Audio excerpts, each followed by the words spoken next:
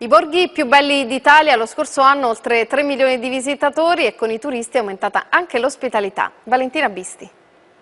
Un viaggio attraverso i piccoli gioielli italiani, 279 comuni con meno di 15.000 abitanti che rappresentano il nostro patrimonio culturale, storico, artistico, una guida per scoprire luoghi poco conosciuti o borghi che negli anni hanno catalizzato sempre più turisti come Civita di Bagnoregio nel Lazio. Soprattutto per sostenere l'impegno che gli amministratori e i cittadini hanno di mantenere in vita questi piccoli centri che sono sicuramente una grande ricchezza per l'Italia e un patrimonio dell'umanità. Il 2017 è stato un anno eccezionale. Rispetto al 2016 le presenze turistiche sono cresciute di 24 milioni di unità.